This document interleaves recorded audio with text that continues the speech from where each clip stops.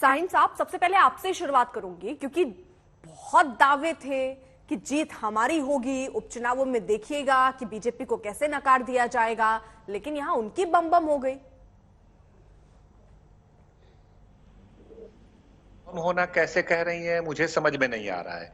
Gopalganj seat, पहले तो हम मोकामा की बात करें। मोकामा सीट पर जो अभी चुनाव हुआ, राजद के प्रत्याशी को 13% वोट की वृद्धि हुई। पिछले बार हमने 78,000 वोट लाया था, इस बार लगभग 90,000 वोट लाके भारी अंतर से जीत किया। ये मेरी सफलता है। अब गोपालगंज जीत का मार्जिन तो कम हुआ ना सर वहां पे। पिछले बार जेडीयू से हमने अपना वोट को बढ़ाया। पिछले बार जेडीयू वहां पर थी, भाजपा थी। अब गोपालगंज पे आई है। गोपालगंज में पिछली बार हम लोगों ने मात्र 20% वोट लाया था।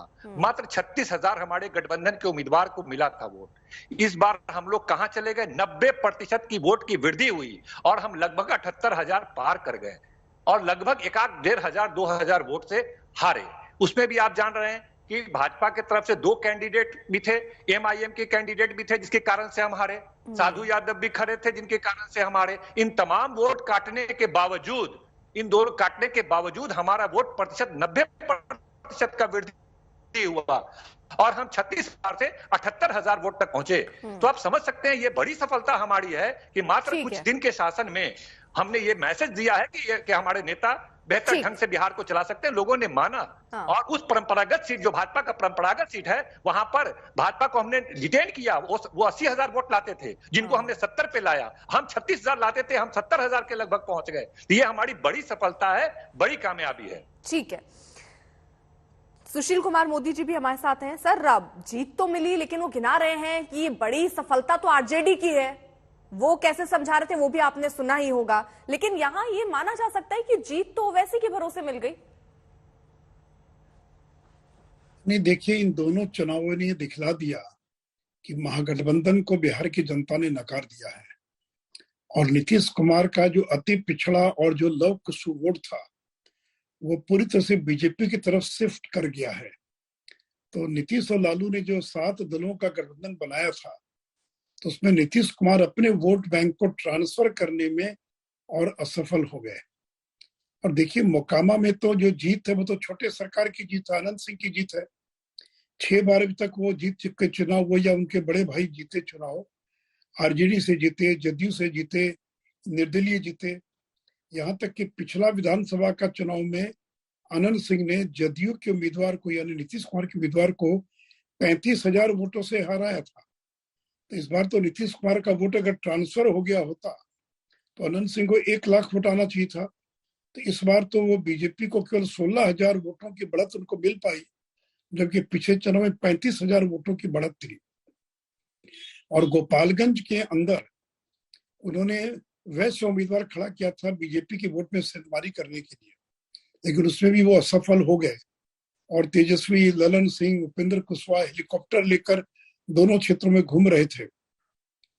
लेकिन मैं धन्यवाद देना चाहूंगा अति पिछड़ा और लवकुश मतदाताओं को, जिन्होंने ये निर्णय ले लिया कि वो महागठबंधन के साथ नहीं जाएंगे, बल्कि भारतीय जनता पार्टी की मदद करेंगे।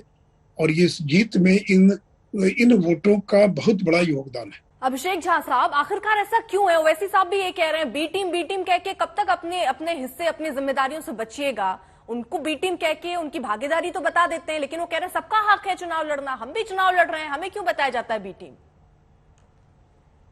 देखिए, भाजपा ने शुरू से ही एक पद्धति अपनाई।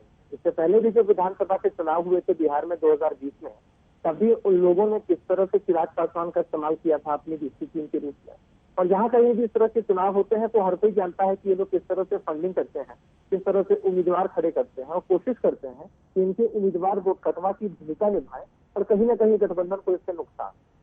मोकामा में तो हम लोगों की जीत हुई है, हम लोग जनादेश का सम्मान करते हैं, लेकिन गोपालगंज में भी वोटों का परसेंटेज इतना बढ़ा है, न सिर्फ वोटों का परसेंटेज बढ़ा है बल्कि जीत का जो उनका मार्जिन है वो भी बहुत कम। 21 वोट को लगभग वो लोग ला पाए हैं और जीते हैं। आप ये समझिए कि अगर ओवैसी जी की पार्टी वोट नहीं काटती, अगर साधु यादव जी वोट नहीं काटते, तो ऐसी परिस्थिति में बड़े अंतर से महागठबंधन के प्रत्याशी की। लेकिन अभिषेक जी, एक बात बताइए, ये जो स्थिति अभी है ये आने वाले विधानसभा चुनाव में भी बिहार में रहेगी?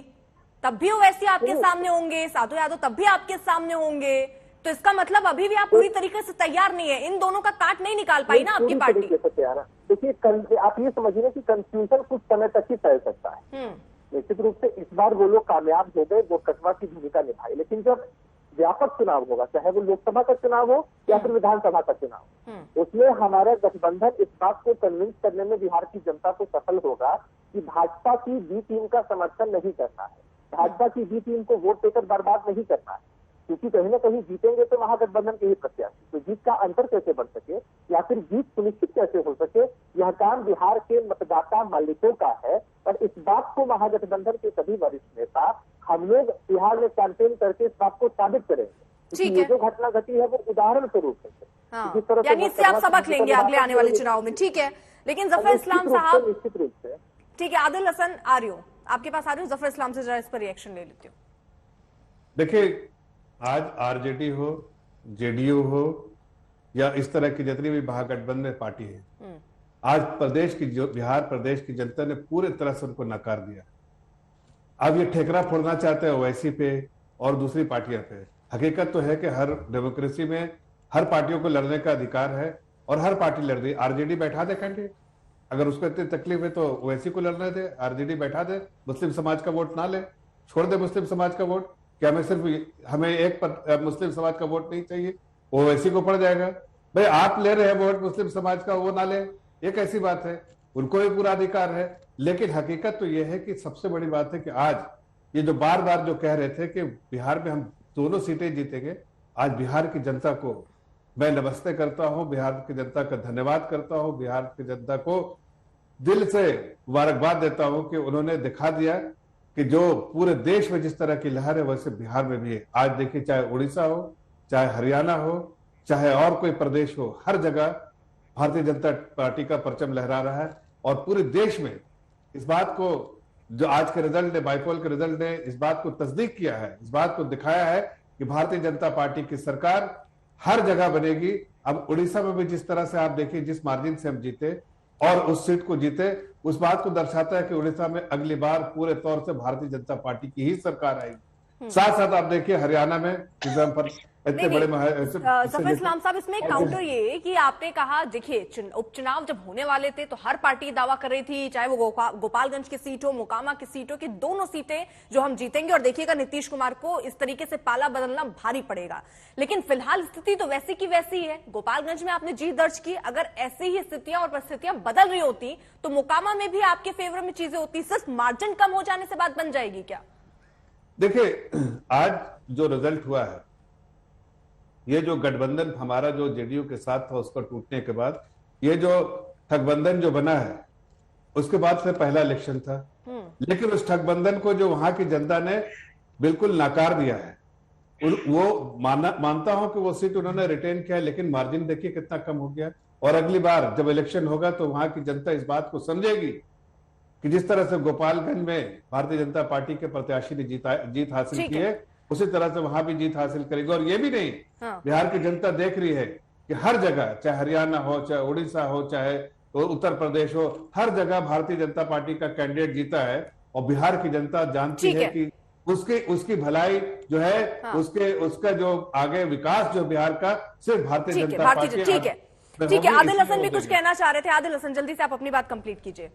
एक तरफ जरा मेरा ये सवाल भी ले लीजिएगा, क्योंकि ओवैसी साहब को जब सुन रहे थे, उन्होंने ये जरूर कह दिया कि हम क्यों, आप ये मानते हैं कि हम मुस्लिमों की पार्टी हैं, हम क्यों ऐसा कहते हैं कि हम अल्पसंख्यकों को साथ रहे हैं। लेकिन बार बार वो मुसलमानों का जिक्र भी अपनी बातों में कर रहे हैं। बार बार वो ये कह रहे हैं कि मुसलमान को सिर्फ एक वोट बैंक के तौर पर इस्तेमाल होते हैं। तो आप हर वर्ग की बात क्यों नहीं करते? और जब यही आरोप लगने लगते हैं तो कहते हैं हम एक वर्ग के प्रतिनिधित्व करने वाले शख्स नहीं है।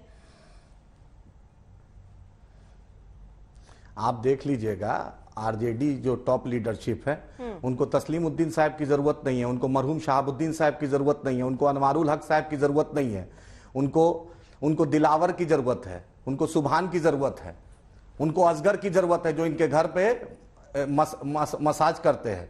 मुस्लिम बतलाइए, सीमांचल से 7 सुरजापुरी एमएलए जीत के आया, एक भी सीमांचल से सुरजापुरी एमएलए मिनिस्टर नहीं है। 18% मुस्लिम आबादी है बिहार में। बतला दें आरजेडी के मेरे भाई बैठे हुए हैं कि कितना मुसलमान, सिर्फ 5 मिनिस्टर है। 18% में सिर्फ 5 मिनिस्टर है।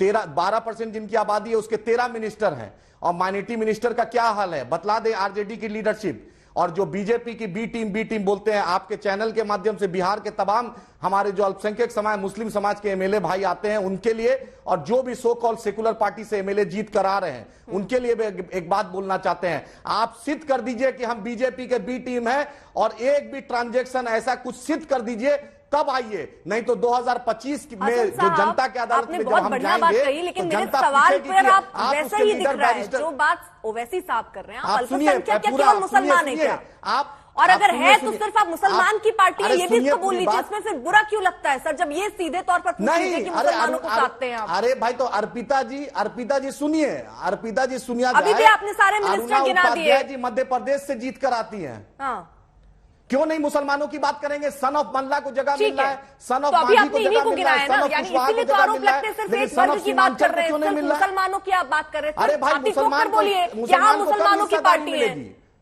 अरे मुसलमान को, हम सबकी पार्टी है, लेकिन मुसलमानों की वकालत हम करेंगे, क्योंकि सबकी है लेकिन वकालत मुसलमानों की करेंगे। उर्दू कमीशन कहता है सबकी है लेकिन वकालत मुसलमानों की करेंगे। सबसे कमजोर है, सबकी है लेकिन वकालत मुसलमानों की करेंगे। ठीक है, कमजोर है इसलिए बोल रहे हैं। ठीक है शाहीन साहब पूछिए, आरजेडी से पूछिए, 18% में कितना मंत्रालय है आरजेडी से पूछिए। क्यों नहीं हम अपनी बात करेंगे? सीमांचल के साथ ही सरकार में, सीमांचल के साथ क्या हुआ? अलीगढ़ मुस्लिम यूनिवर्सिटी का क्या हुआ?